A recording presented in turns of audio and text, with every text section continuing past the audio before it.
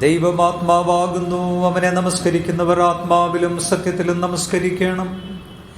നമ്മുടെ പിതാവായ ദൈവത്തിങ്കൽ നിന്നും കർത്താവായ യേശുക്രിസ്തുവിങ്കൽ നിന്നും നിങ്ങൾക്ക് കൃപയും സമാധാനവും ഉണ്ടാകട്ടെ. ഇത് യഹോവയുണ്ടാക്കിയ ദിവസം, ഇന്നു നാം സന്തോഷിച്ചാനന്ദിക്കാം.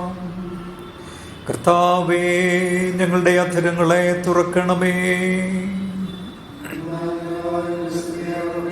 പിതാവിനും പുത്രനും പരിശുദ്ധാത്മാവിനും മഹത്വമുണ്ടാകട്ടെ.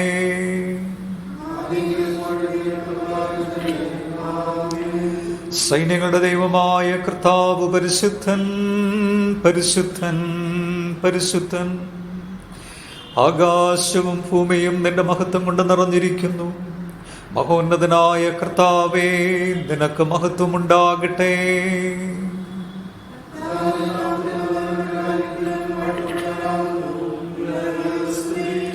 ദൈവമേ, നീ പരിശുദ്ധനാകുന്നു. സർവശക്തനേ, നീ പരിശുദ്ധനാകുന്നു. മരണമില്ലാത്തവനേ, നീ പരിശുദ്ധനാകുന്നു.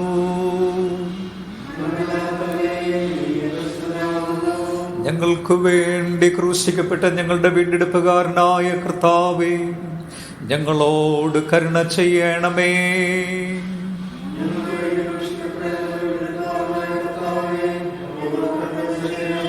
പരിശുദ്ധാത്മാവായ കർത്താവേ, ഞങ്ങളോട് കരുണ ചെയ്യണമേ.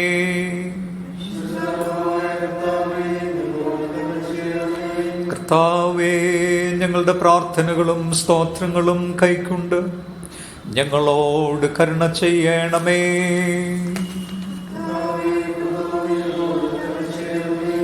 സർവശക്തനായ ദൈവമേ, ഞങ്ങളുടെ കർത്താവായ യേശുക്രിസ്തു മുഖാന്തരം ഞങ്ങളുടെ ആരാധനയും സ്തോത്രവും തിരുമുൻപാകെ അർപ്പിക്കുന്നതിനായി ഞങ്ങൾ നിന്റെ സന്നിധിയിലേക്ക് വന്നിരിക്കുന്നു.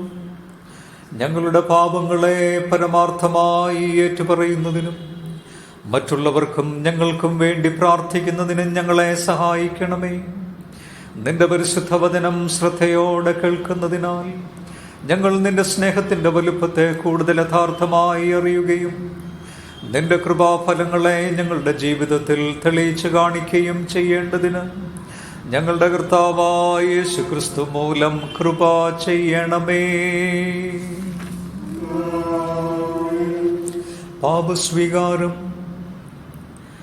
നമുക്ക് പാപമില്ല എന്ന് നാം പറയുന്നുവെങ്കിൽ നമ്മെ തന്നെ വഞ്ചിക്കുന്നു. സത്യം നമ്മളില്ലാതെയായി. നമ്മുടെ പാപങ്ങളെ ഏറ്റുപറയുന്നുവെങ്കിൽ അവൻ നമ്മോട് പാപങ്ങളെ ക്ഷമിച്ച് സകല നീതിയും പോക്കി നമ്മെ ശുദ്ധീകരിപ്പാൻ തക്കവണ്ണം വിശ്വസ്തനും നീതിമാനുമാകുന്നു.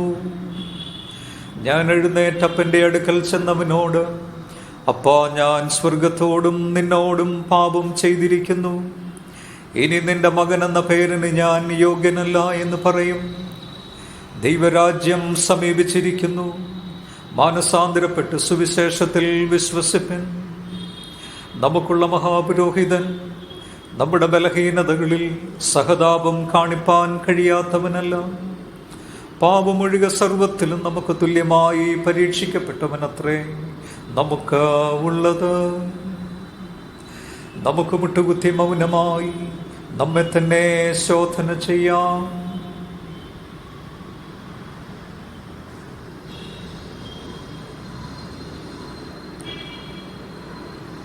നമുക്ക് നമ്മുടെ പാപങ്ങളെ സർവശക്തനായ ദൈവത്തോട് വിനയമായി ഏറ്റുപറയാം.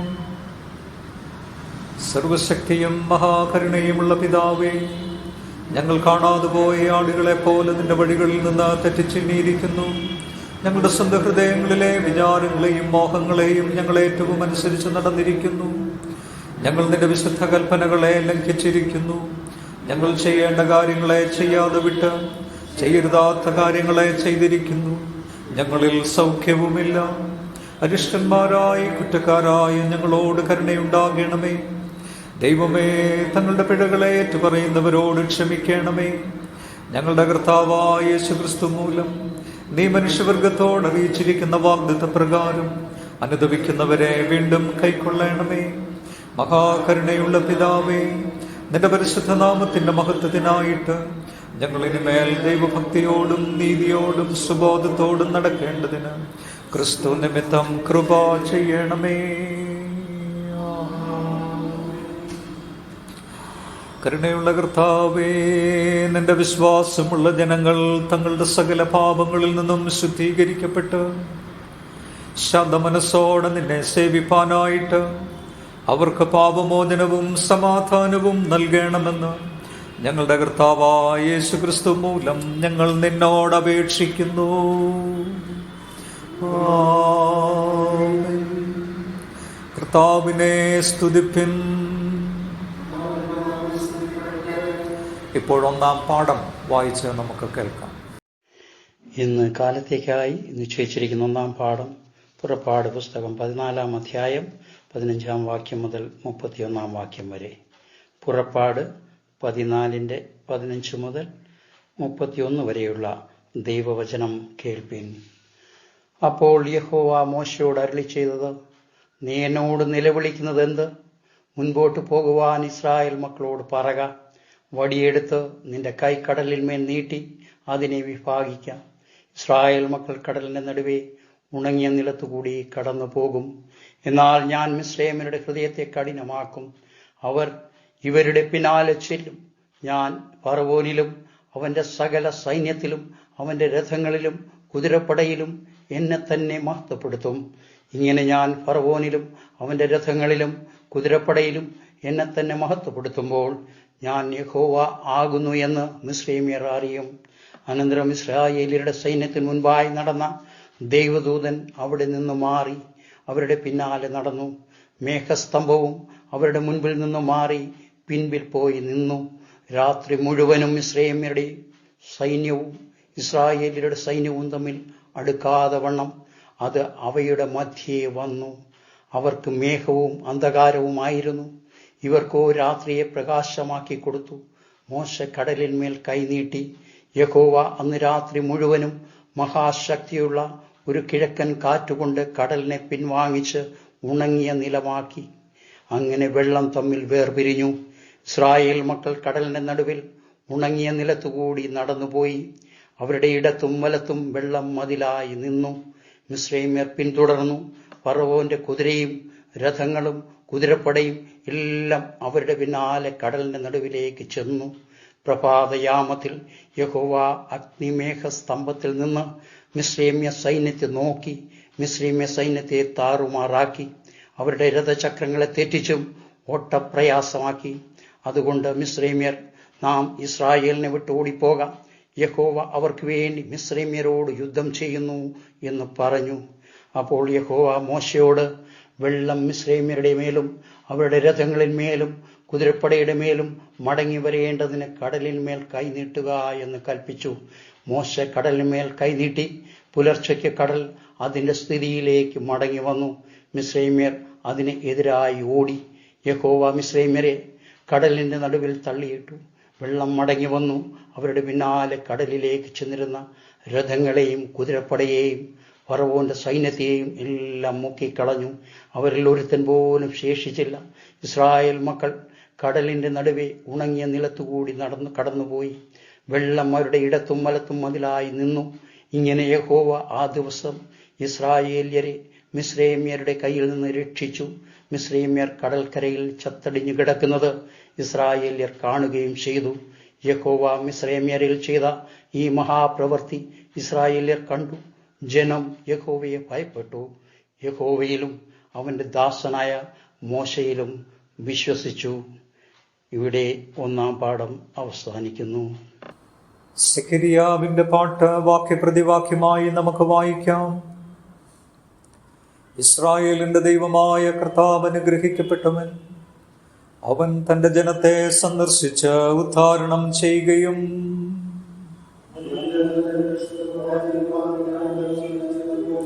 നമ്മുടെ ശത്രുക്കളുടെ വശത്തു നിന്നും നമ്മെ പകയ്ക്കുന്ന ഏവരുടെയും കയ്യിൽ നിന്നും നമ്മെ രക്ഷിപ്പാൻ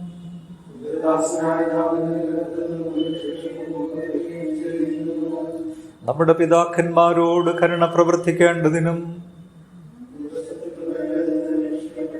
നാം ആയുഷ്കാലമൊക്കെയും ഭയം കൂടാതെ തിരുമുൻപിൽ വിശുദ്ധിയിലും നീതിയിലും തന്നെ ആരാധിപ്പാൻ നമുക്ക് കൃപ നൽകുമെന്ന്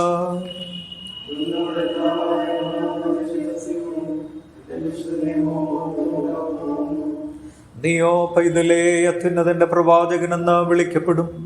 കർത്താവിന്റെ വഴി ഒരുക്കുവാനും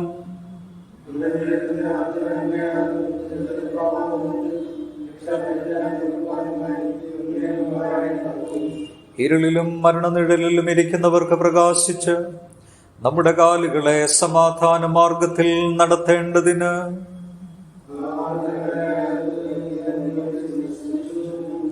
പിതാവിനും പുത്രനും പരിശുദ്ധാത്മാവിനും മഹത്വമുണ്ടാകട്ടെ.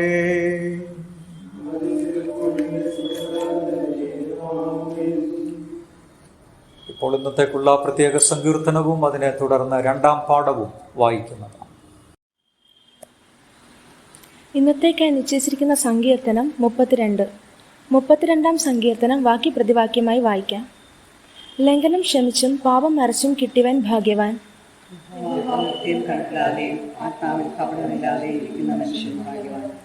ഞാൻ മിണ്ടാതെ ഇരുന്നപ്പോൾ നിത്യമായ ഞരക്കത്താൽ എൻ്റെ അസ്ഥികൾ ക്ഷയിച്ചുപോയി.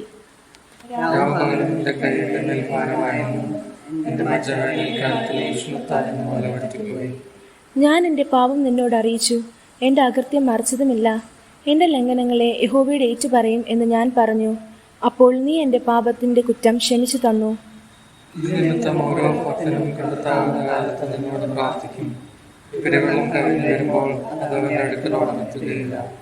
നീ എനിക്ക് മറുവിടമാകുന്നു.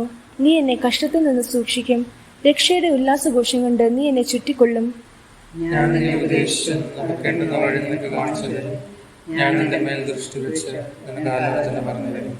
നിങ്ങൾ ബുദ്ധിയില്ലാത്ത കുതിരയും കോവർ കഴുതയും പോലെ ആകരുത്. അവയുടെ ചമയങ്ങളായ കടിഞ്ഞാണും മുഖപ്പട്ടയും കൊണ്ട് അവയെ അടക്കി വരുന്നു, അല്ലെങ്കിൽ അവ നിനക്ക് സ്വാധീനമാകുകയില്ല.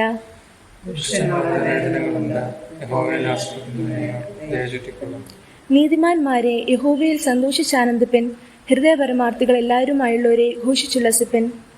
പിതാവിനും പുത്രനും പരിശുദ്ധാത്മാവിനും മഹത്വമുണ്ടാകട്ടെ.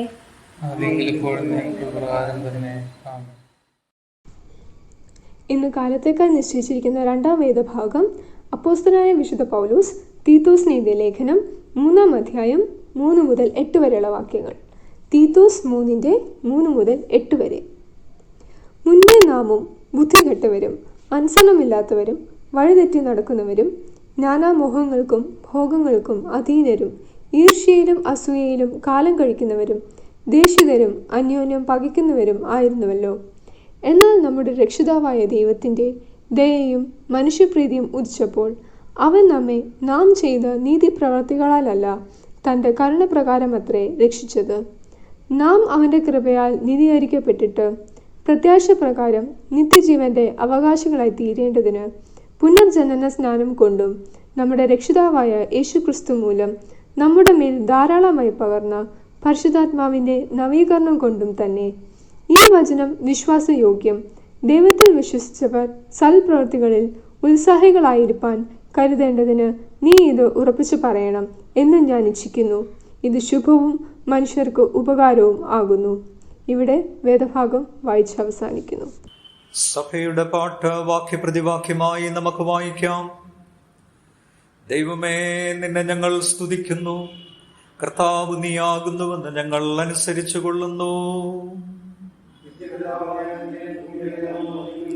സകല ദൈവദൂതന്മാരും പരമണ്ഡലങ്ങളും അവയിലുള്ള സകല അധികാരങ്ങളും നിന്നെ നോക്കിയാർക്കുന്നു.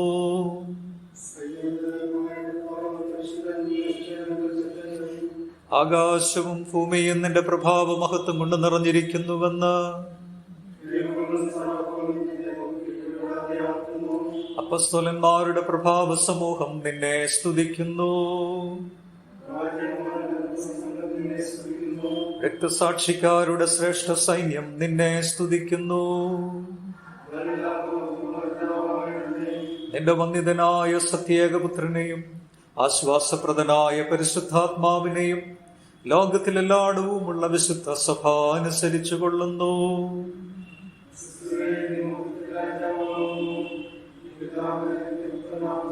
മനുഷ്യരെ രക്ഷിപ്പാൻ നീ ഫലമേറ്റപ്പോൾ കന്യകയുടെ ഗർഭത്തെ വെറുത്തില്ല.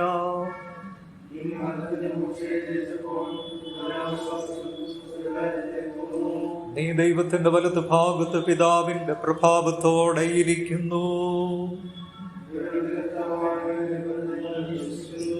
ആകയാൽ നിന്റെ വിലയേറിയ രക്തം കൊണ്ട് നീ വീണ്ടെടുത്തവരായ നിന്റെ അടിയാർക്ക് സഹായിക്കണമെന്ന് ഞങ്ങൾ നിന്നോട് അപേക്ഷിക്കുന്നു.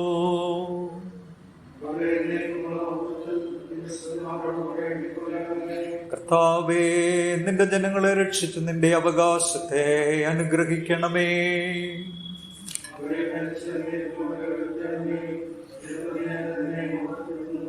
നിന്റെ നാമത്തെ കാലാവസാനം കൂടാതെ എന്ന് ഞങ്ങൾ വന്ദിക്കുകയും ചെയ്യുന്നു. കർത്താവേ, ഞങ്ങളോട് കരുണയുണ്ടാകണമേ, ഞങ്ങളോട് കരുണയുണ്ടാകണമേ.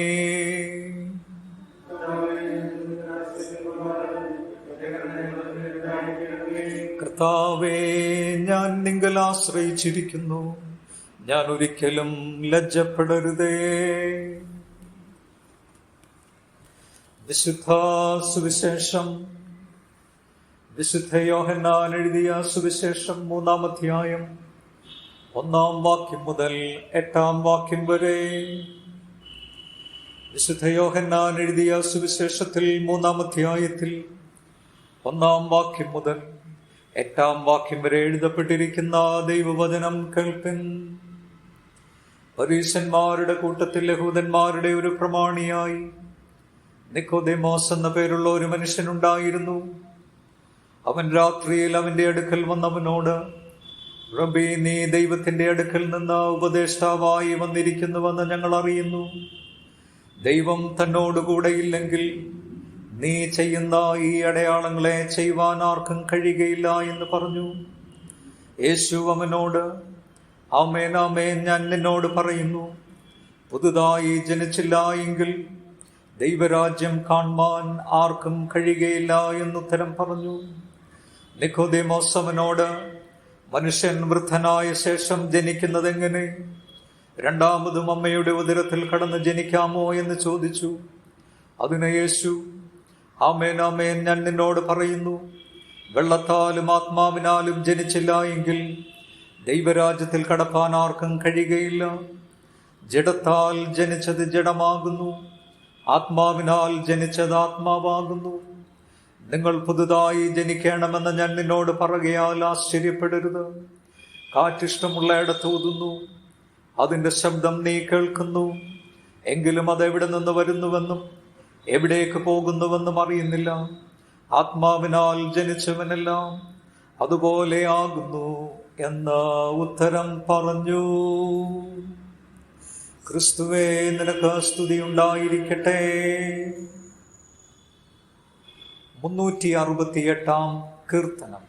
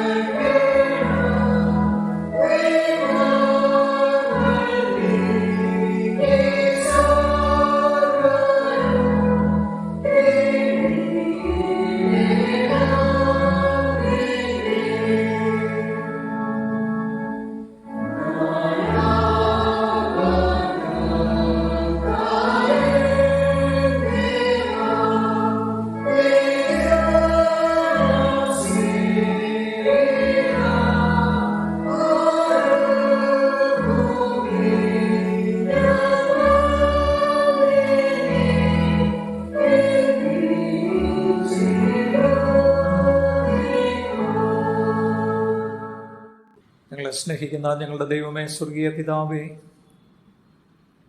അവിടുത്തെ പാദപീഠത്തെങ്കിലിരുന്ന് തിരുവചനം ധ്യാനിപ്പാൻ ഞങ്ങൾ ഒരുങ്ങുമ്പോൾ അവിടുത്തെ ദിവ്യമായ സാന്നിധ്യം ഞങ്ങളോട് കൂടെ ഇരുന്ന് ഞങ്ങളെ അനുഗ്രഹിക്കണമേ. അവിടുത്തെ കരങ്ങളിൽ ഞങ്ങളെ തന്നെ താഴ്ത്തി ഏൽപ്പിച്ചു തരുന്നു.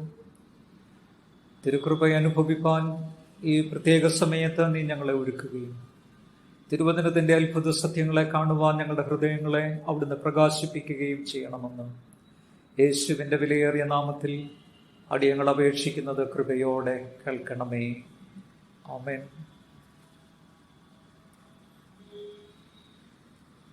ദൈവനാമത്തിന് നന്ദി നിറഞ്ഞ ഹൃദയത്തോടുകൂടെ സ്തോത്രം ചെയ്യുന്നു. ഈ അനുഗ്രഹിക്കപ്പെട്ട വിശുദ്ധ ദിനത്തിൻ്റെ പ്രഭാതത്തിൽ കർത്താവിൻ്റെ സന്നിധിയിൽ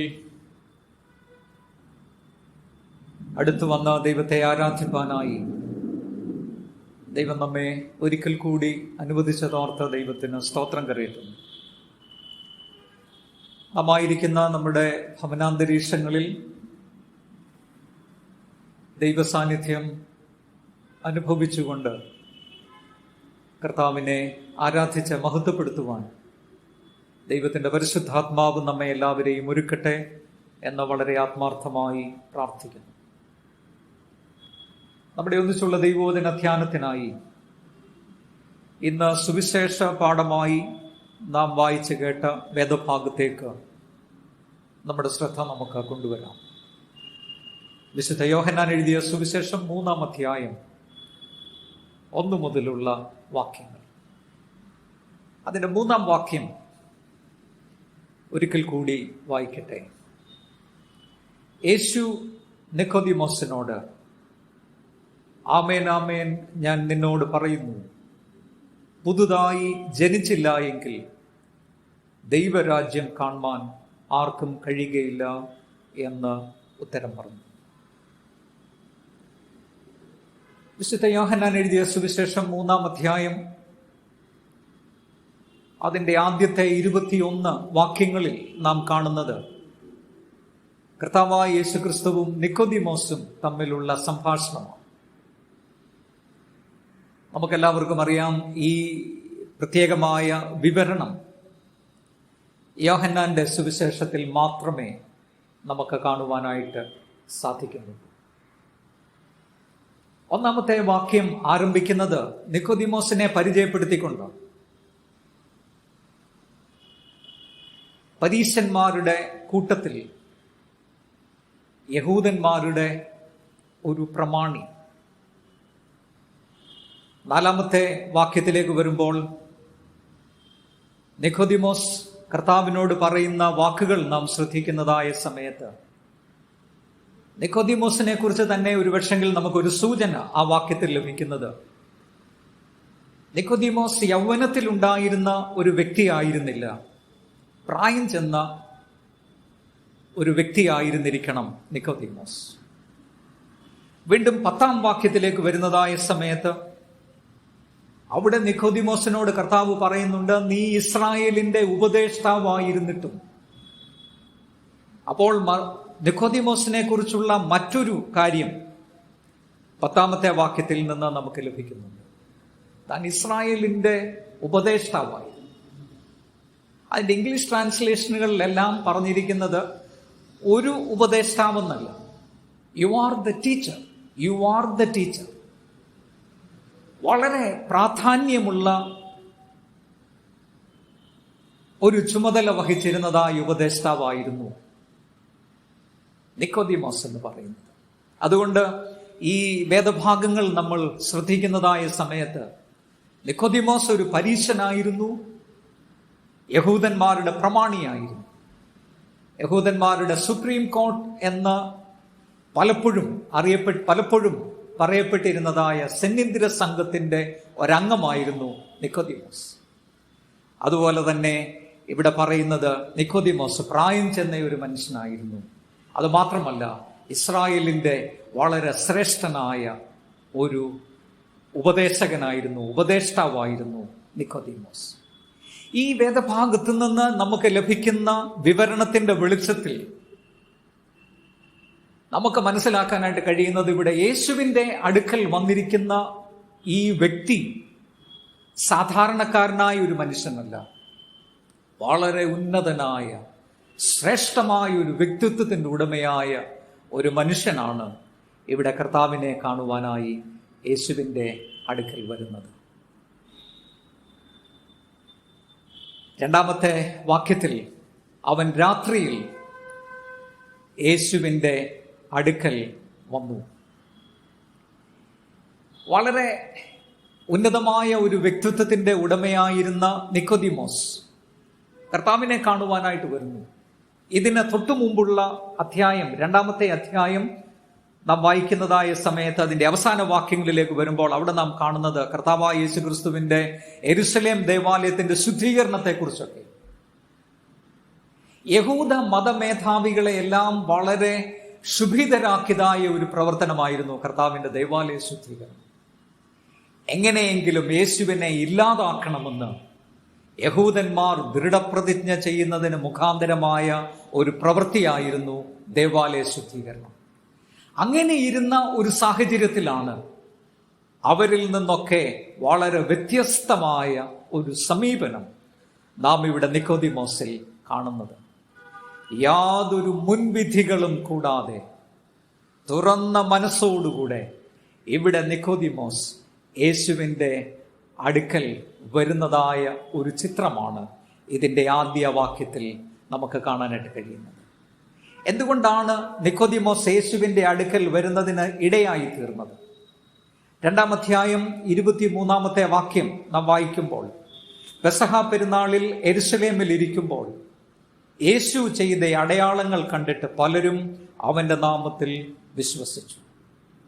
മറ്റ് സുവിശേഷകരെല്ലാം യേശുവിൻ്റെ പ്രവൃത്തികളെ അത്ഭുതങ്ങൾ എന്ന പദത്തിൽ വിവരിക്കുവാനായിട്ട് ശ്രമിക്കുമ്പോൾ യോഹന്നാൻ അവിടെ അതിനുപയോഗിക്കുന്നതായ പദം അടയാളമെന്നാണ്, സൈൻസ്. അത് വളരെ ആഴമായ അർത്ഥമുള്ളതായ ഒരു പദമാണ്. ചൂണ്ടുപലകകളാണ്. യേശു ചെയ്ത പ്രവർത്തനങ്ങൾ മറ്റുള്ളവരെ കർത്താവിങ്കിലേക്ക് നയിക്കത്തക്ക ചൂണ്ടുപലകകളായി പ്രവർത്തിക്കുന്ന ആയിത്തീരുന്നതായ ഒരനുഭവം. നിക്കോദിമോസിന്റെ ഇവിടെ കർത്താവിൻ്റെ അടുത്തേക്കുള്ളതായ ഈ വരവിനെ നാം ശ്രദ്ധിക്കുന്നതായ സമയത്ത് ആ അനുഭവത്തിലാണ് അതിനെയും നമുക്ക് ദർശിക്കാനായിട്ട് കാണുന്നത്. യേശു ചെയ്ത അടയാളങ്ങൾ കർത്താവിൻ്റെ അടുത്തേക്ക് അവനെ കൊണ്ടുവരുന്നതിന് മുഖാന്തരമായി തീരുന്നതായ ഒരനുഭവം. രാത്രിയിൽ യേശുവിൻ്റെ അടുക്കൽ വന്ന് കർത്താവിനോട് പറഞ്ഞു, റബ്ബി. രാത്രിയിൽ വന്നതിൻ്റെ കാരണം പല കാരണങ്ങൾ ഉണ്ടായിരുന്നിരിക്കാം. വളരെ പൊതുവായി പറയുകയാണെങ്കിൽ യഹൂദന്മാർക്ക് ദൈവത്തെ അന്വേഷിക്കുന്നതിനു വേണ്ടി തെരഞ്ഞെടുത്തിരുന്നതായ പ്രത്യേക സമയമായിരുന്നു രാത്രികൾ. ദൈവവചനം ധ്യാനിക്കുന്നതിനും ആഴമായി ദൈവത്തെ അറിയുന്നതിനുമുള്ളതായ സമയം. മറ്റൊരു കാരണം ഒരുപക്ഷെങ്കിൽ പകലിന്റെ തിരക്കുകളിൽ നിന്നൊക്കെ മാറി പകൽ സമയത്ത് കർത്താവിനെ കിട്ടുക എന്നതും വളരെ പ്രയാസകരമായി. മറ്റ് ശല്യങ്ങളൊന്നും ഇല്ലാതിരിക്കുന്ന ഒരു സമയമായി രാത്രിയെ ഒരുപക്ഷെങ്കിൽ നമുക്ക് കണ്ടെത്താനായിട്ട് സാധിക്കും. ഇനി അതൊന്നുമല്ലെങ്കിൽ യേശുവിനെ കാണണമെന്ന് താൻ ആഗ്രഹിച്ചു.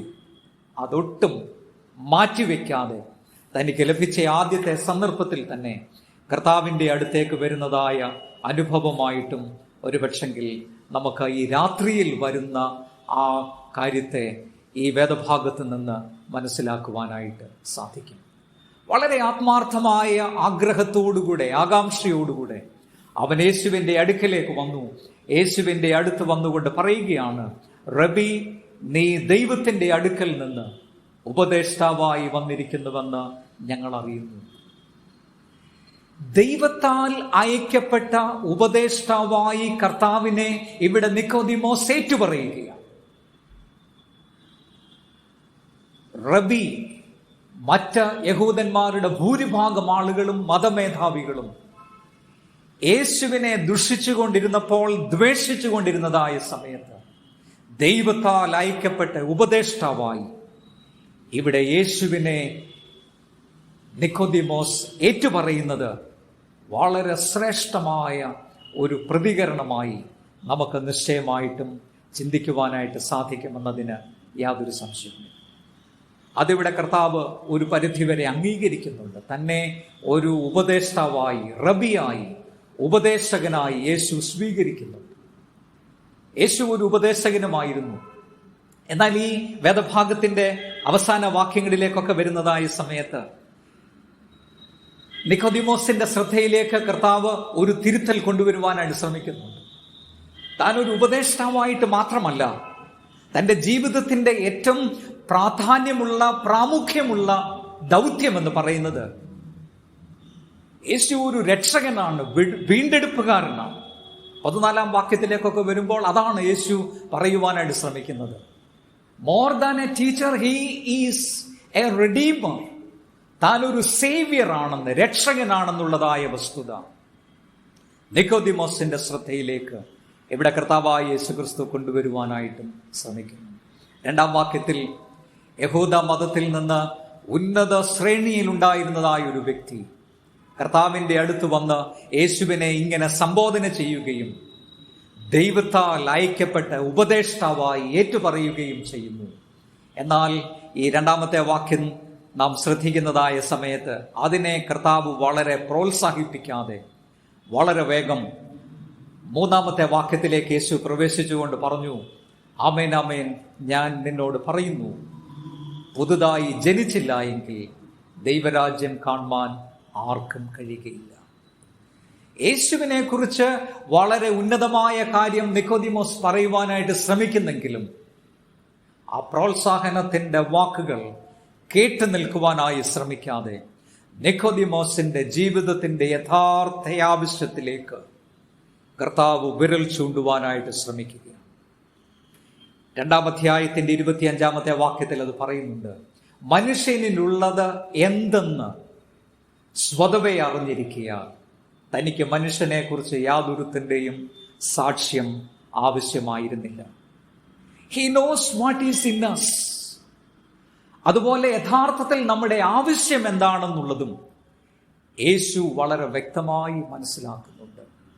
നിക്കോദിമോസിന്റെ ആവശ്യം, നിക്കോദിമോസിന്റെ ജീവിതത്തിന്റെ അവസ്ഥ വാസ്തവമായി മനസ്സിലാക്കിക്കൊണ്ട് കർത്താവ് നിക്കോദിമോസിനോട് പറഞ്ഞു, ആമേൻ ആമേൻ, ഞാൻ നിന്നോട് പറയുന്നു, പുതുതായി ജനിക്കാതെ ആർക്കും ദൈവരാജ്യത്തിൽ കടപ്പാൻ കഴിയുകയില്ല.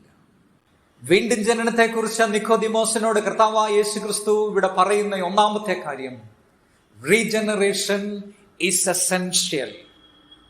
It is an absolute requirement to enter into the kingdom of God.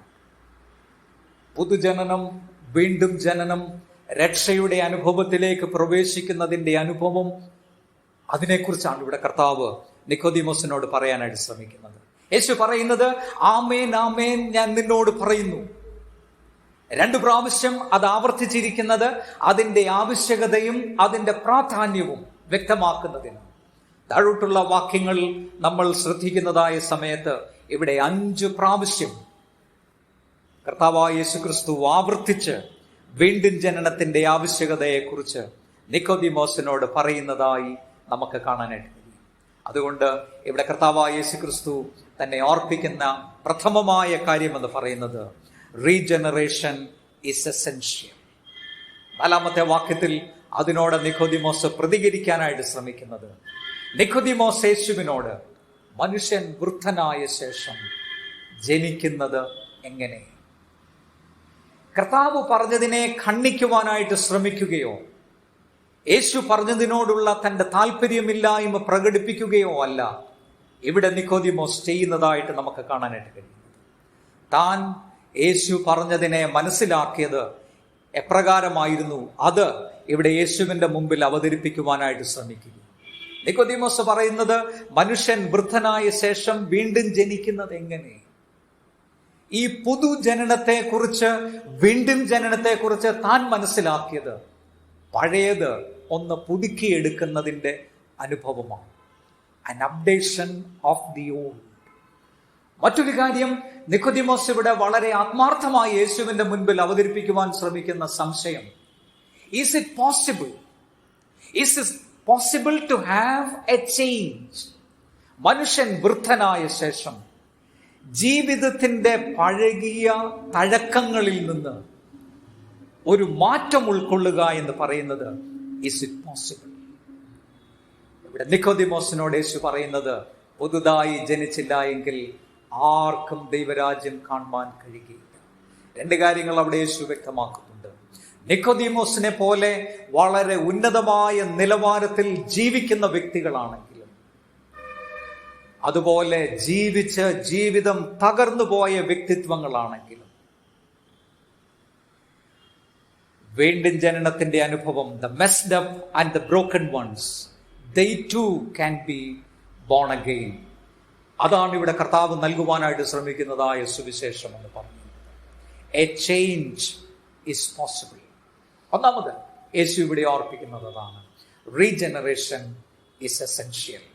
ക്രിസ്തീയ ജീവിതത്തെ സംബന്ധിച്ചിടത്തോളം പ്രാഥമിക പടി എന്ന് പറയുന്നത്, പ്രഥമ പടി എന്ന് പറയുന്നത്, കർത്താവായ യേശു ക്രിസ്തുവിനെ ജീവിതങ്ങളുടെ രക്ഷകനായി രാജാവായി സ്വീകരിക്കുന്ന വീണ്ടും ജനനത്തിന്റെ അനുഭവത്തിലേക്ക് നയിക്കപ്പെടുന്നതായ അനുഭവമാണെന്ന് ഇവിടെ യേശു ഓർപ്പിക്കുവാനായിട്ട് ശ്രമിക്കുന്നു. രണ്ടാമത് കർത്താവായ യേശു ക്രിസ്തു ഇവിടെ പറയുന്നത് 5-ാമത്തെ വാക്യം. ആമേൻ ആമേൻ ഞാൻ നിന്നോട് പറയുന്നു, വെള്ളത്താലും ആത്മാവിനാലും ജനിച്ചില്ല എങ്കിൽ ദൈവരാജ്യത്തിൽ കടപ്പാൻ ആർക്കും കഴിയുകയില്ല. പഴയ നിയമ പണ്ഡിതനായിരുന്ന നിക്കോദിമോസിന് കർത്താവായ യേശു ക്രിസ്തു പറയുന്നതായ ഈ ആശയം വളരെ വ്യക്തമായിട്ട് മനസ്സിലാകും. ഇവിടെ യേശു പറയുവാനായിട്ട് ശ്രമിക്കുന്ന ആശയം എന്ന് പറയുന്നത് യെഹെസ്കേൽ പ്രവാചകന്റെ പുസ്തകം 36-ാം അധ്യായം 24 മുതലുള്ളതായ വാക്യങ്ങളാണ്. അവിടെ യഹോവയായ ദൈവം പറയുന്നുണ്ട്, ഞാൻ നിർമ്മല ജലം തളിച്ച് നിങ്ങളെ നിർമ്മലീകരിക്കും, എൻ്റെ ആത്മാവിനെ ഞാൻ നിങ്ങളുടെ ഉള്ളിലാക്കി നിങ്ങളെ എൻ്റെ ചട്ടങ്ങളിൽ നടക്കുമാറാക്കും. വീണ്ടും ജനനത്തെക്കുറിച്ച് നിക്കോദിമോസിനോ അറിയാവുന്ന മനസ്സിലാകുന്ന ആശയത്തിലൂടെ കർത്താവ് ഇവിടെ വ്യക്തമാക്കുവാനായിട്ട് ശ്രമിക്കുകയാണ്. വീണ്ടും ജനനം എന്ന് പറയുന്നത്, റീജനറേഷൻ എന്ന് പറയുന്നത് ദൈവത്തിന്റെ പ്രവൃത്തിയാണ്. Regeneration is mysterious. അത് മിസ്റ്റീരിയസ് ആണെന്നുള്ളത് മാത്രമല്ല, ഇറ്റ് ഈസ് ആൻ ഇംപെനട്രബിൾ മിസ്റ്ററി. വിവരിച്ച് മനസ്സിലാക്കുവാൻ സാധ്യമല്ലാത്ത ഒരു വലിയ നിഗൂഢത നിറഞ്ഞ വസ്തുതയായി ഇവിടെ കർത്താവായ യേശു ക്രിസ്തു അതിനെ ഓർപ്പിക്കാനായിട്ട് ശ്രമിക്കുകയാണ്. അത് ദൈവത്തിന്റെ പ്രവൃത്തിയാണ്. ഒരു മനുഷ്യന്റെ ഹൃദയത്തിൽ ദൈവം എന്ത് ചെയ്യുന്നു എന്നുള്ളത് മറ്റാർക്കും മനസ്സിലാക്കാനായിട്ട് കഴിയത്തില്ല. അത് ദൈവത്തിന്റെ പ്രവൃത്തിയാണ്. അതിവിടെ യേശു വ്യക്തമാക്കുവാനായിട്ട് ശ്രമിക്കുകയാണ്. 14-ാമത്തെ വാക്യത്തിലേക്ക് വരുമ്പോൾ കർത്താവ് പറയുന്നുണ്ട്, മോശ മരുഭൂമിയിൽ സർപ്പത്തെ ഉയർത്തതുപോലെ മനുഷ്യപുത്രനെയും ഉയർത്തേണ്ടതാകുന്നു. സംഖ്യാപുസ്തകം 21-ാം അധ്യായമാണ് ഇതിന്റെ പശ്ചാത്തലം. അഗ്നി സർപ്പത്തിന്റെ കടിയേറ്റ് അനേക ആളുകൾ മരിച്ചപ്പോൾ അവർക്ക് വേണ്ടി മോശ ദൈവത്തിന്റെ സന്നിധിയിൽ മധ്യസ്ഥത ചെയ്തതിന്റെ ഫലമായി മോശയ്ക്ക് ദൈവം പറഞ്ഞുകൊടുത്ത പ്രതിവിധിയായിരുന്നു അത്, ഒരു പിത്തള സർപ്പത്തെ ഉയർത്തുക. ഇവിടെ കർത്താവായ യേശു ക്രിസ്തു പറയുകയാണ്, മോശ പിത്തള സർപ്പത്തെ, മോശ മരുഭൂമിയിൽ സർപ്പത്തെ ഉയർത്തിയതുപോലെ മനുഷ്യപുത്രനും ഉയർത്തപ്പെടേണ്ടതാണ്. ആ സർപ്പത്തെ അന്ന് നോക്കിയവർ രക്ഷ പ്രാപിച്ചെങ്കിൽ കാൽവറിയിൽ ഉയർത്തപ്പെടുന്ന മനുഷ്യപുത്രനെ നോക്കുന്നവർ രക്ഷയിലേക്ക് നയിക്കപ്പെടും. യെശയ്യാ പ്രവാചകന്റെ പുസ്തകം 45-ാം അധ്യായം 22-ാം വാക്യത്തിൽ പ്രവാചകനിലൂടെ ദൈവം പറയുന്നുണ്ട്, സകല ഭൂസീമാവാസികളുമായുള്ളവരെ എങ്കിലേക്ക് തിരിഞ്ഞ് രക്ഷപ്പെട്ടുകൊള്ളുക. ഇവിടെ കർത്താവായ യേശു ക്രിസ്തു ഓർപ്പിക്കുവാനായിട്ട് ശ്രമിക്കുന്നത്, റീജനറേഷൻ ഈസ് മിസ്റ്റീരിയസ്. അതിന്റെ പ്രവർത്തന ഘടന നമുക്ക് വ്യക്തമായി മനസ്സിലാക്കുക എന്നുള്ളത് അസാധ്യമാണ്. നമ്മുടെ ജീവിതങ്ങളിൽ നിന്ന് നമുക്ക് ചെയ്യുവാനുള്ള വസ്തുത എന്ന് പറയുന്നത് ആത്മാർത്ഥമായ അനുതാപത്തോടുകൂടെ, ഇവിടെ നിക്കോദിമോസിനെ പോലെ വളരെ ആത്മാർത്ഥമായ താല്പര്യത്തോടുകൂടെ കർത്താവിന്റെ സന്നിധിയിലേക്ക് അടുത്തു വന്ന് ഏറ്റുപറയുവാൻ നാം തയ്യാറാകുമ്പോൾ ദൈവം നമ്മുടെ ഹൃദയങ്ങളെ തുറക്കും. നമ്മെ ശുദ്ധീകരിക്കുന്നതും തൻ്റെ ആത്മാവിനെ നമ്മുടെ ഉള്ളിലാക്കി നമ്മെ തൻ്റെ വഴികളിൽ നടക്കുമാറാക്കുന്നതും ദൈവത്തിൻ്റെ പ്രവൃത്തിയാണ്. അതിന് നമ്മെ തന്നെ വിധേയപ്പെടുത്തുവാനുള്ള കൃപ നമുക്കുണ്ടാവേണമെന്ന് ഇവിടെ യേശു ഓർപ്പിക്കുവാനായിട്ട് ശ്രമിക്കുകയാണ്. 8-ാമത്തെ വാക്യത്തിൽ കർത്താവ് മറ്റൊരു മിസ്റ്ററിയെ, ഈ മിസ്റ്റീരിയസ് ആയിട്ടുള്ള കാര്യത്തെ മനസ്സിലാക്കുന്നതിന് കർത്താവ് പറയുവാൻ ശ്രമിക്കുന്നുണ്ട്. കാറ്റിഷ്ടമുള്ളയിടത്ത് ഊതുന്നു. ഒരുപക്ഷെങ്കിൽ ആ രാത്രിയിൽ നിക്കോദിമോസും കർത്താവും നിന്നിരുന്നതായ സ്ഥലത്ത് കാറ്റടിക്കുന്നുണ്ടാകുമായിരിക്കാം. അത് ചൂണ്ടിക്കാണിച്ചുകൊണ്ടായിരിക്കാം കർത്താവ് പറയുന്നത്, കാറ്റിഷ്ടമുള്ളയിടത്ത് ഊതുന്നു, അതിൻ്റെ ശബ്ദം നീ കേൾക്കുന്നുവെങ്കിലും അതെവിടെ നിന്ന് വരുന്നുവെന്നും എവിടേക്ക് പോകുന്നുവെന്നും നീ അറിയുന്നില്ല. വീണ്ടും ജനനത്തിന്റെ ആ മിസ്റ്ററി മനസ്സിലാക്കുവാനായിട്ട് കാറ്റിലേക്ക്, മറ്റൊരു മിസ്റ്ററിയിലേക്ക് നിക്കോദിമോസിന്റെ ശ്രദ്ധയെ ഇവിടെ കർത്താവ് കൊണ്ടുവരിക. എബ്രായ ഭാഷയിൽ റൂമായിക്കും ഗ്രീക്ക് ഭാഷയിൽ ന്യൂമ എന്ന പദത്തിനും 3 അർത്ഥങ്ങളാണുള്ളത്.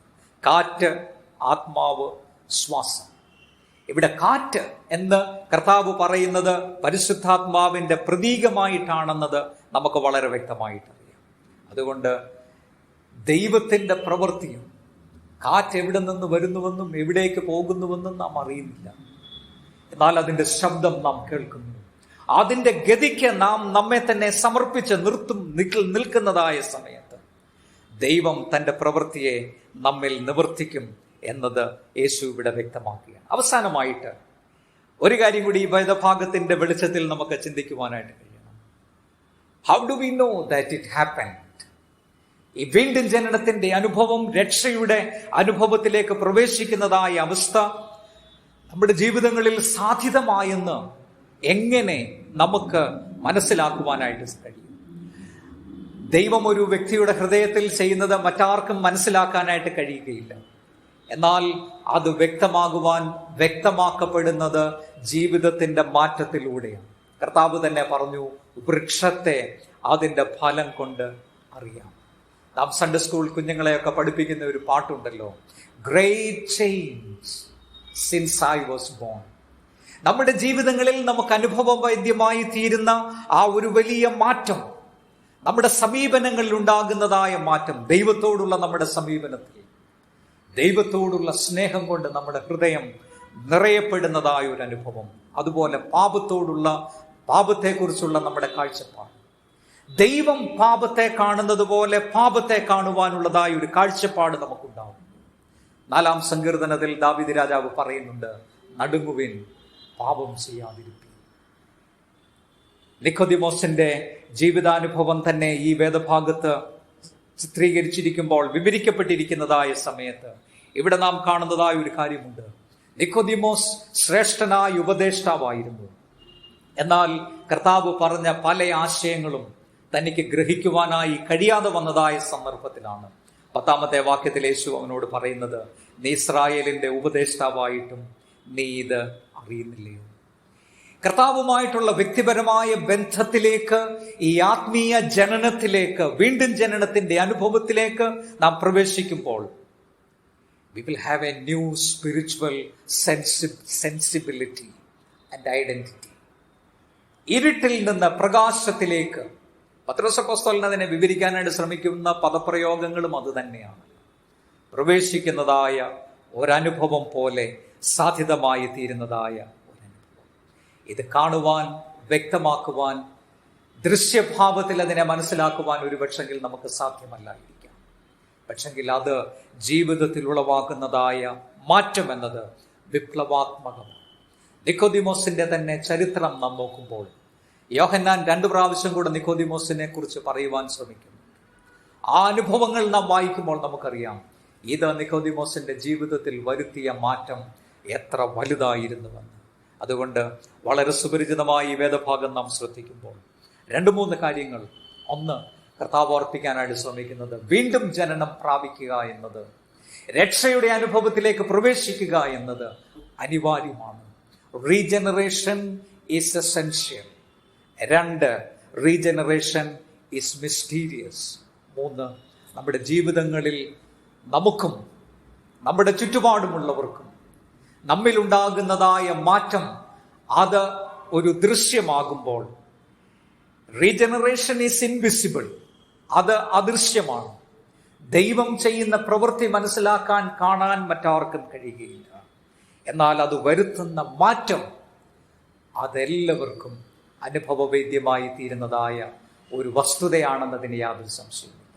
ആ രൂപാന്തരത്തിന്റെ ശക്തി നമ്മിൽ വ്യാപരിച്ച്, കർത്താവ് പറയുന്നത് പോലെ, നമുക്ക് ലഭിക്കുന്നതായ ആ കഴുകലും നമ്മിൽ ലഭിക്കുന്ന പരിശുദ്ധാത്മാവിൻ്റെ ശക്തി ആ വലിയ രൂപാന്തരത്തിൻ്റെ അനുഭവത്തിൽ ഈ ലോക ജീവിതയാത്രയിൽ നിലനിൽക്കാം.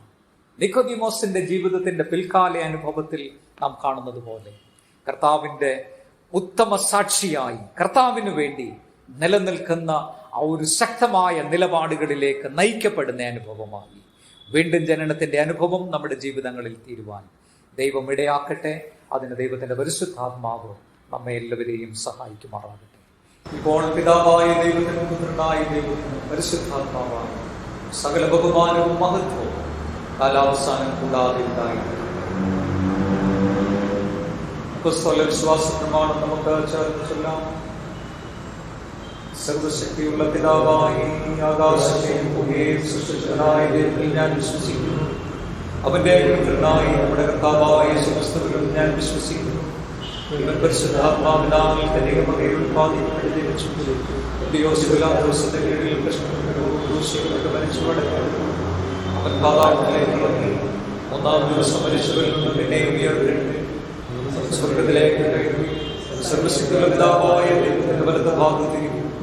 അവിടുന്ന് അവൻ ജീവനുള്ളവരെയും മരിച്ചവരെയും ന്യായവിധിപ്പാൻ വരികയും ചെയ്യും. പരിശുദ്ധാത്മാവിൽ ഞാൻ വിശ്വസിക്കുന്നു. വിശുദ്ധന്മാരുടെ സംസർഗത്തിൽ പാപമോചനത്തിനും ശരീരത്തിന്റെ പുനരുത്ഥാനത്തിനും നിത്യജീവനിലും ഞാൻ വിശ്വസിക്കുന്നു. ആമേൻ. കർത്താവ് നിങ്ങളോട് കൂടെ ഇരിക്കട്ടെ. നമുക്ക് പ്രാർത്ഥിക്കാം. കർത്താവേ, ഞങ്ങളോട് കരുണയുണ്ടാകണമേ.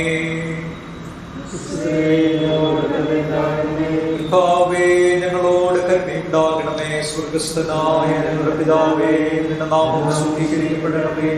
നിന്റെ രാജ്യം വരണമേ. നിന്റെ ഇഷ്ടം സ്വർഗ്ഗത്തിലെ പോലെ ഭൂമിയിലുമാകണമേ. ഞങ്ങൾക്ക് ആവശ്യമുള്ള ആഹാരം തരണമേ. ഞങ്ങളുടെ കടക്കാരോട് ഞങ്ങൾ ക്ഷമിച്ചതുപോലെ ഞങ്ങളുടെ കടങ്ങളെ ഞങ്ങളോട് ക്ഷമിക്കണമേ. ഞങ്ങളെ പരീക്ഷയിൽ കിടക്കാതെ പുസ്തകത്തിൽ ഞങ്ങളെ വിടുവിക്കണമേ. രാജ്യവും ശക്തിയും മഹത്വവും നിലകൊള്ളതല്ലോ. പെന്തക്കോസ്തിന് പിൻപ് 11-ാം ഞായറാഴ്ചയിലേക്കുള്ള അപേക്ഷ. പരിശുദ്ധാത്മാവിൽ ഞങ്ങളെ കഴുകി വെളിപ്പാക്കി പുതുജീവൻ നൽകി ഞങ്ങളെ വീണ്ടെടുത്ത ഉന്നതനും സ്നേഹാർദ്രവാനുമായ ദൈവമേ, വെള്ളത്താലും ആത്മാവിനാലും ജനിക്കുന്നതിന്റെ സാരാംശം അറിയുവാൻ ഞങ്ങളെ സഹായിക്കണമേ. ദൈവരാജ്യ അനുഭവത്തിൽ ജീവന്റെ പൂർണ്ണതയെ അനുഭവിക്കാൻ നിന്നോട് പരിശുദ്ധാത്മാവിനോടും കൂടെ ഏകദൈവമായി കാലാവസാനം കൂടാതെ ജീവിച്ചു വാഴുന്ന യേശുക്രിസ്തു മൂലം കൃപ ചെയ്യണമേ. സമാധാനത്തിന് വേണ്ടിയുള്ള അപേക്ഷ. ദൈവമേ, സകല വിശുദ്ധയാഗ്രഹങ്ങളും സകല നല്ല ആലോചനകളും സകല നീതിയുള്ള പ്രവൃത്തികളും നിങ്ങൾ നല്ലോ വരുന്നതും നിന്റെ കൽപ്പനകളെ അനുസരിച്ച് നടത്താനായിട്ട് ഞങ്ങളുടെ ഹൃദയങ്ങൾ ഒരുങ്ങിയിരിക്കാൻ ഞങ്ങൾ നിന്നാൽ ശത്രുഭയം കൂടാതെ കാത്തുകൊണ്ട് ആശ്വാസത്തോടും ശാന്തതയോടും ഞങ്ങളുടെ കാലം കഴിയുവാനും ലോകത്തിന് തരുവാൻ കഴിയാത്ത സമാധാനം ഞങ്ങളുടെ രക്ഷിതാവായ യേശുക്രിസ്തുവിന്റെ യോഗ്യതകൾ മൂലം നിന്റെ അടിയാറായ ഞങ്ങൾക്ക് നൽകണമേ. കൃപയ്ക്കായുള്ള അപേക്ഷ. സർവശക്തനും നിത്യനുമായ ദൈവമേ, ഞങ്ങളുടെ സ്വർഗ്ഗസ്ഥ പിതാവായ കർത്താവേ, ഈ ദിവസത്തിന്റെ ആരംഭം വരെ നീ ഞങ്ങളെ സുഖത്തോടെ കൊണ്ടുവന്നിരിക്കുന്നു. നിന്റെ മഹാശക്തിയിൽ നിന്നും ഞങ്ങളെ കാത്തുകൊള്ളണമേ. ഇന്നേ ദിവസം ഞങ്ങൾ യാതൊരു പാപത്തിലും വീഴാതെയും യാതൊരു ആപത്തിലും അകപ്പെടാതെയും നിന്റെ മുൻപാകെ നീതിയായുള്ളതിനെ എല്ലായ്പ്പോഴും ചെയ്യുവാനായിട്ട് ഞങ്ങളുടെ സകല ക്രിയകളും നിന്റെ ഭരണത്താൽ നടത്തപ്പെടേണ്ടതിന് ഞങ്ങളുടെ കർത്താവായ യേശുക്രിസ്തു മൂലം കൃപ ചെയ്യണമേ.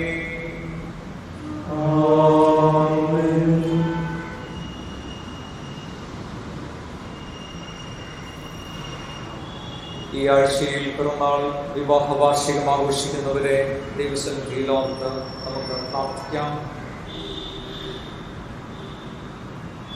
Saramma Thomas Swapnam, Ponnamma Sam Danny cottage, Jeenu Elizabeth Pishara, Kunjumol Sankutty Sinu house, Shenji Siju Mathew ഈസ്റ്റോ നിവാസ്, അന്നമ്മ ജോസഫ് ആനിഡേ, Ivan Jacob Anil Ebenezer cottage, Saji Mathew George Cherikkalakath, Susamma Martin Muthuchitty, Anna A Jacob Antherickal, Mathew Sabin Philip Inchappilodil, Abraham Noel Joseph Kalathikkal. Wedding anniversary Mr and Mrs Manoj Oommen Malayil. ഈ പ്രിയപ്പെട്ടവരെ നമുക്ക് ദൈവകരങ്ങളിൽ സമർപ്പിച്ചുകൊണ്ട് പ്രാർത്ഥിക്കാം.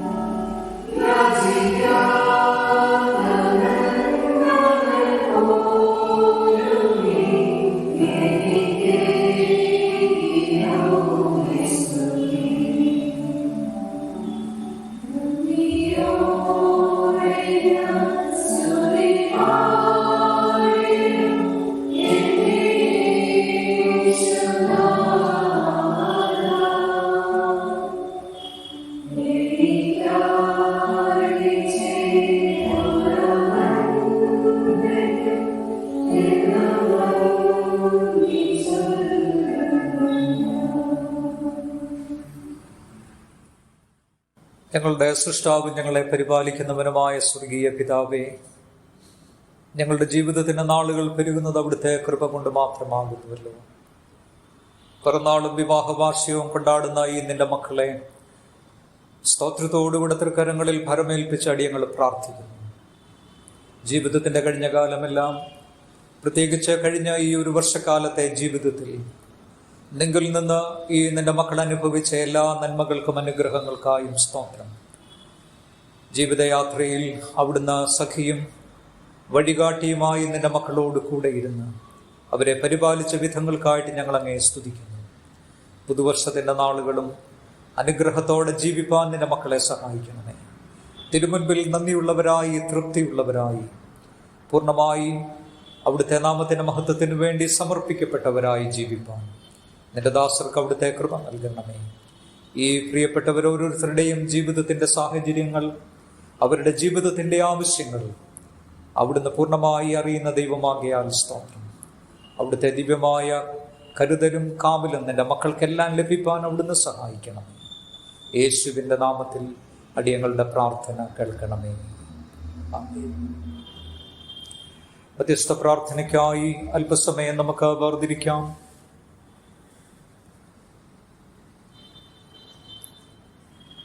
ദൈവകരങ്ങളിൽ നമ്മെ തന്നെ സമർപ്പിച്ചുകൊണ്ട് നമുക്ക് പ്രാർത്ഥിക്കാം. ഈ വിശുദ്ധ ദിനത്തിൽ നമ്മുടെ ഭവനാന്തരീക്ഷങ്ങളിൽ നമ്മായിരിക്കുന്ന ജീവിത സാഹചര്യങ്ങളിൽ, ചുറ്റുപാടുകളിൽ കർത്താവിൻ്റെ സന്നിധിയിൽ കുടുംബങ്ങളായി അടുത്തുവന്ന് നമ്മുടെ ഇടവകയുടെ ഈ ആരാധനയിൽ പങ്കുചേരുവാൻ ദൈവം നമുക്ക് നൽകിയ കൃപയ്ക്കായി ദൈവത്തെ സ്തുതിക്കാം. വളരെ പ്രയാസകരമായ സാഹചര്യങ്ങളിലൂടെ ഇന്നും നാം മുൻപോട്ട് പോകുന്നു. നമ്മുടെ ജീവിതങ്ങൾക്ക് മതിയായ കർത്താവിൻ്റെ ഇടപെടലും നടത്തിപ്പും കാവലും ഞങ്ങളോട് കൂടെ ഇരുന്ന് ഞങ്ങളെ കാത്തുകൊള്ളണമെന്ന് നമുക്ക് പ്രാർത്ഥിക്കാം. നമ്മുടെ രാജ്യത്തെ നമുക്ക് ദൈവസന്നിധിയിൽ ഓർത്ത് പ്രാർത്ഥിക്കാം. സ്വാതന്ത്ര്യത്തിൻ്റെ ഒരു വാർഷികം കൂടി ആഘോഷിപ്പാൻ ദൈവം നമ്മെ ഇടയാക്കിയതോർത്ത് ദൈവത്തിന് നന്ദി കരയറ്റാം. നമ്മുടെ ഭരണാധികാരികളെയെല്ലാം ദൈവകരങ്ങളിൽ സമർപ്പിച്ചുകൊണ്ട് നമുക്ക് പ്രാർത്ഥിക്കാം. നമ്മുടെ മഹാ ഇടവകയെ പ്രത്യേകമായി നമുക്ക് ദൈവസന്നിധിയിൽ ഓർക്കാം. ഒരു ബിഷപ്പ് ഇലക്ഷന് വേണ്ടി കൂടി മഹാ ഇടവക ഒരുങ്ങുന്നതായ ഈ ദിനങ്ങളിൽ ദൈവത്തിൻ്റെ പരിശുദ്ധാത്മാവ് അവിടുത്തെ ഹിതത്തിനനുസരണമായി സകല കാര്യങ്ങളെയും നയിക്കണമെന്ന് നമുക്ക് പ്രാർത്ഥിക്കാം. നമ്മുടെ ഇടവകയെ ദൈവസന്നിധിയിൽ നമുക്ക് ഓർക്കാം. എല്ലാ കുടുംബങ്ങളെയും വ്യക്തികളെയും ഓർത്ത് പ്രാർത്ഥിക്കാം. ശാരീരികമായ ക്ഷീണതകളിലും പ്രയാസങ്ങളിലും കഴിയുന്നവരെ ഓർത്ത് പ്രാർത്ഥിക്കാം. ആശുപത്രിയിൽ ചികിത്സയിലായിരിക്കുന്ന കാട്ടിൽ മിസ്റ്റർ KJ ജോണിന് വേണ്ടി പ്രാർത്ഥിക്കാം. ബേച്ചാനെ പ്രത്യേകമായി ദൈവസന്നിധിയിൽ നമുക്ക് സമർപ്പിക്കാം. എല്ലാ പ്രയാസങ്ങളിൽ നിന്നും പൂർണ്ണമായ വിടുതലും സൗഖ്യവും കർത്താവ് നൽകണമെന്ന് നമുക്ക് പ്രാർത്ഥിക്കാം. ഒരു സർജറി കഴിഞ്ഞ് വിശ്രമിക്കുന്ന രാജൻ കോട്ടേജിൽ സിസിലി തോമസിനെ ഓർത്ത് നമുക്ക് പ്രാർത്ഥിക്കാം. വല്ലൂർ ആശുപത്രിയിൽ ക്യാൻസർ രോഗത്തിന് ചികിത്സയിൽ കഴിയുന്ന മല്ലശ്ശേരി ഇടവകയിലെ ആ പൈതലിനെ ഓർത്ത് തുടർന്നും നമുക്ക് പ്രാർത്ഥിക്കാം. മറ്റ് നമ്മുടെ പ്രാർത്ഥനകൾ ആവശ്യമായിരിക്കുന്ന പ്രാർത്ഥിക്കണമെന്ന് നമ്മോട് ആവശ്യപ്പെട്ടിരിക്കുന്ന എല്ലാവരെയും ദൈവം മുൻപാകെ ഓർത്ത് നമുക്ക് പ്രാർത്ഥിക്കാം. നമ്മുടെ ഇടവകയിലെ എല്ലാ വ്യക്തികളെയും ദൈവത്തിൻ്റെ കാരുണ്യമേറിയ കരങ്ങളിൽ നമുക്ക് സമർപ്പിക്കാം. വ്യക്തികളായി നമുക്ക് നമ്മെ തന്നെ ദൈവകരങ്ങളിൽ സമർപ്പിക്കാം. നമ്മുടെ ജീവിതയാത്രയിൽ ദൈവം നൽകുന്ന എല്ലാ നന്മകൾക്കും അനുഗ്രഹങ്ങൾക്കായും നന്ദിയോടുകൂടെ നമുക്ക് ദൈവത്തിന് സ്തോത്രം കരയറ്റാം. ദൈവത്തിൽ നിന്ന് നാം പ്രാപിച്ചിട്ടുള്ള എല്ലാ നന്മകളും അനുഗ്രഹങ്ങളും നന്ദിയോടുകൂടെ ദൈവസന്നിധിയിൽ ഓർത്തുകൊണ്ട് പൊതുവിലുള്ള സ്തോത്ര പ്രാർത്ഥന നമുക്ക് ചേർന്ന് പ്രാർത്ഥിക്കാം. സർവശക്തിയുള്ള ദൈവമേ, സകല കരുണകളുടെയും പിതാവേ, അയോഗ്യരായ അടിയാരോടും സകല മനുഷ്യരോടും നിനക്കുള്ള സകല നന്മയ്ക്കായിട്ടും ആർദ്ര കരുണകൾക്കായിട്ടും ഞങ്ങൾ നിനക്ക് മഹാവിനയവും മനഃപൂർവ്വവുമായുള്ള സ്തോത്രം ചെയ്യുന്നു. ഞങ്ങളെ സൃഷ്ടിച്ചതിനും പരിപാലിക്കുന്നതിനും ഈ ആയുസ്സിലെ സകല അനുഗ്രഹങ്ങൾക്കും വേണ്ടിയും എല്ലാറ്റിനും മേലായി ഞങ്ങളുടെ കർത്താവായ യേശുക്രിസ്തു മൂലം ലോകത്തെ വീണ്ടെടുത്തതിൻ്റെ വിലമതിച്ചുകൂടാത്ത സ്നേഹത്തിനു വേണ്ടിയും കൃപാവഴികൾക്കു വേണ്ടിയും മഹത്വത്തിൻ്റെ പ്രത്യാശയ്ക്ക് വേണ്ടിയും ഞങ്ങൾ നിന്നെ സ്തുതിക്കുന്നു. ഞങ്ങളുടെ ഹൃദയങ്ങൾ മായം കൂടാതെ നന്ദിയുള്ളവയായി തീരേണ്ടതിന് നിന്നെ സേവിക്കുന്നതിന് ഞങ്ങളെ ഏൽപ്പിച്ച ഞങ്ങളുടെ നാളുകളൊക്കെയും വിശുദ്ധിയോടും നീതിയോടും നിന്റെ മുൻപാകെ നടന്ന് അങ്ങനെ ഞങ്ങളുടെ അധരങ്ങൾ കൊണ്ട് മാത്രമല്ല ഞങ്ങളുടെ നടപ്പിലും കൂടെ നിന്റെ സ്തുതിയെ പ്രസിദ്ധപ്പെടുത്തേണ്ടതിനും നിന്റെ സകല കരുണകളെയും കുറിച്ച് തക്കതായ ബോധം ഞങ്ങൾക്ക് തരണമെന്ന് ഞങ്ങളുടെ കർത്താവായ യേശുക്രിസ്തു മൂലം ഞങ്ങൾ നിന്നോട് അപേക്ഷിക്കുന്നു. അവന് നിനക്കും പരിശുദ്ധാത്മാവിനും സകല ബഹുമാനവും മഹത്വവും കാലാവസാനം കൂടാതെ ഉണ്ടായിരിക്കണമേ. ആമേൻ. കർത്താവേ, നിന്നെ നോക്കി വിളിക്കുന്നവരായ നിന്റെ ജനങ്ങളുടെ പ്രാർത്ഥനകളെ കരുണയോടെ കൈക്കൊള്ളണമെന്ന് ഞങ്ങൾ നിന്നോട് അപേക്ഷിക്കുന്നു.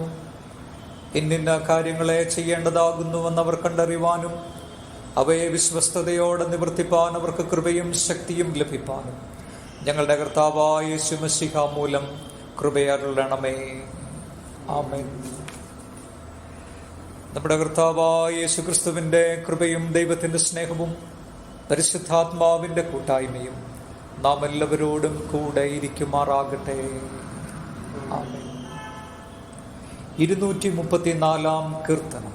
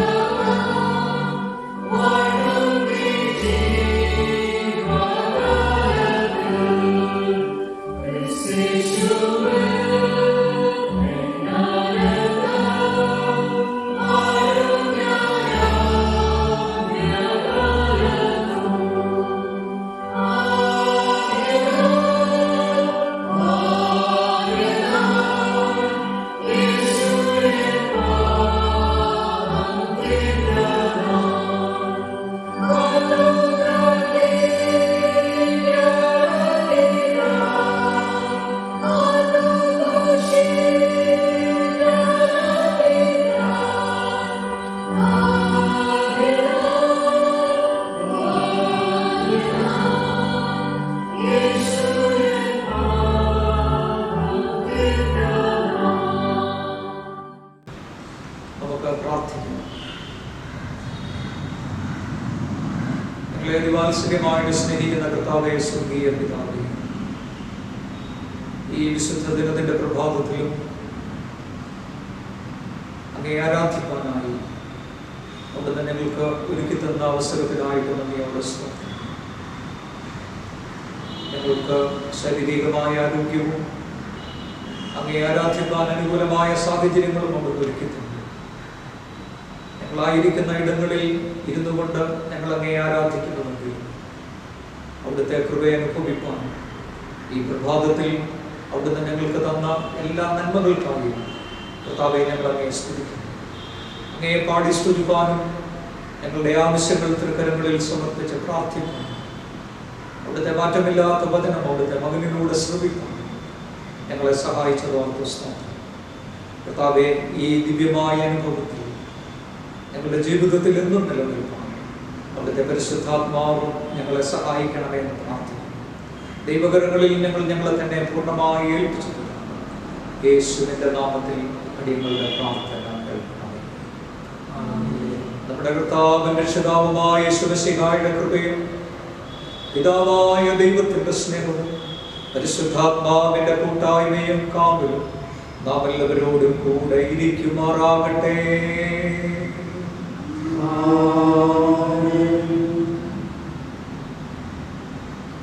ഈ ആരാധനയിൽ പങ്കുചേർന്ന എല്ലാവരോടുമുള്ള പ്രത്യേകമായ നന്ദിയും സ്നേഹവും അറിയിക്കുന്ന ദൈവം നമ്മോട് കൂടെ ഇരുന്ന് നമ്മെ വഴി നടത്തട്ടെ എന്ന് പ്രാർത്ഥിക്കുന്നു. കർത്താവ് നിങ്ങളോട് കൂടെ ഇരിക്കട്ടെ.